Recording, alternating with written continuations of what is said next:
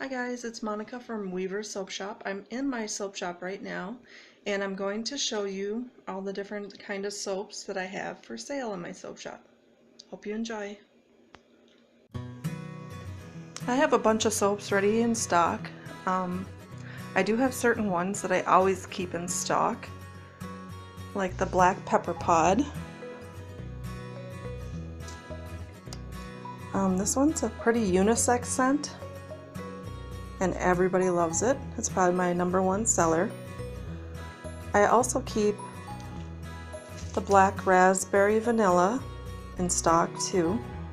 It's a very good seller. I always make 15 pounds of these scents. Let's see, what else do I have that I keep in stock? Usually the cherry almond is a very good seller too. I like to make big batches of that. And this one is called Hawaii.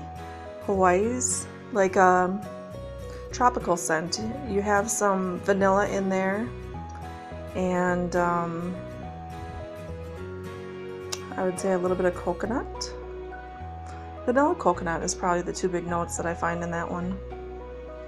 I also make a ton of the lemon sugar. It's really fresh. I like to keep this one in my kitchen. The color's not picking up very well, but it is a pretty bright yellow. Then I make a lavender and chamomile blend. This one also doesn't really show the colors very well in here, but it's a purple and white swirl. It's very nice. The lavender and chamomile along with the black pepper pod are great ones for dogs. I'm also a dog groomer, so I use those too for washing dogs because the scent really stays with it for a few days. What else do I have? I think I've run out of I have to make a ton of soap today. This is a rosemary mint. That one's also a very good seller. That one I make with essential oils. So anyways, let's take a look what I got here. I have So Delicious, and this one is, it reminds me of like an orchard. There's a lot of apple notes, but then there's also some berries in there too. Very nice. And this one is called Aqua Spa. It's a very ocean type scent, yet it's not a bitter or musky or, you know, icky ocean scent. It's very clean and fresh. I always have to sniff them, even though I sniff them 100 times over. This one is called Red Rubio's Tea, and I've used the tea from a friend at the Star Prairie Jam. His name is Nolan Chu, and he has a tea line, so I used his Red Rubio's tea to make that soap.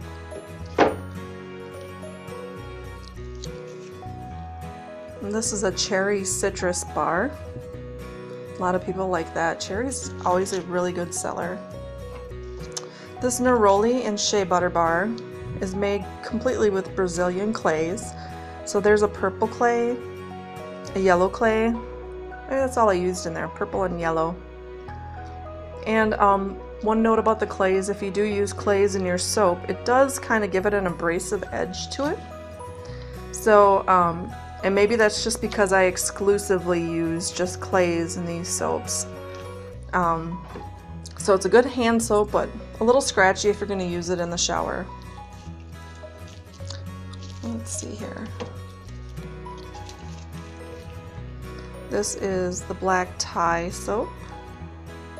Nice manly scent. This is Valor soap. Valor is also a nice manly soap. I renamed it from Wall Street to Valor. It's just really nice, fresh and clean. Here we have the Witch's Brew, which is one of my personal favorites.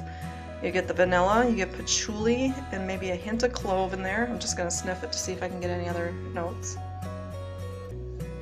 It's really nice. If you like a hint of patchouli, that's a really nice soap. Berrylicious. This one is reminiscent of black raspberry vanilla, but very, very berry.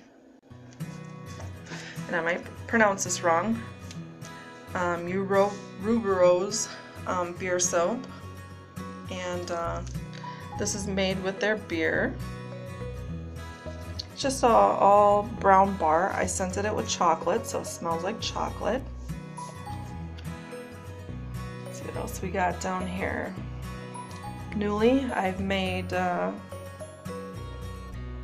this pure honey bar, and it's got honey, local honey in there. No colorant or anything, just plain. And I'm going back and forth with old packaging, so I've made these bands, and I think these are going to be used more in boutiques and craft shows, and then the shrink wrap's going to be used for the majority of the part for shipping, just so things don't get dinged up in shipping. But anyways, this is an almond and oatmeal bar. Has oatmeal throughout it for a nice scrubby effect.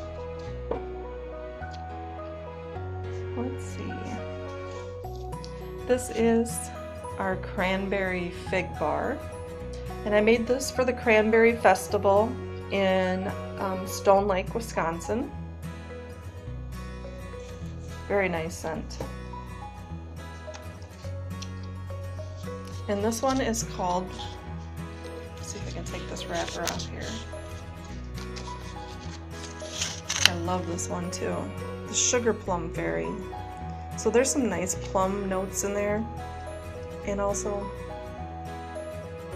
yeah, a little vanilla too, and plum. Really nice. Really like that. Okay. And down here I have Apple Jack and Peel. Nice fall scent. Smells like apples and cinnamon.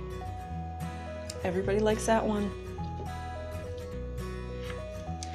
This is a cranberry beer soap that I also made for Cranberry Festival in Stone Lake. So beer and soap gives it a nice bubbly lather to it.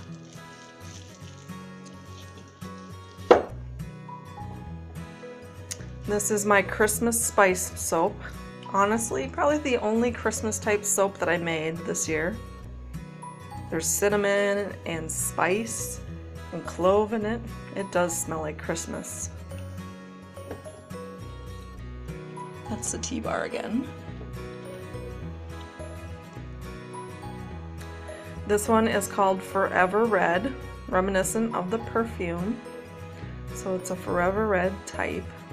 It smells very nice. It's a perfume, but not that highly scented, you know, perfume that you might smell in stores. It's really subtle, very nice.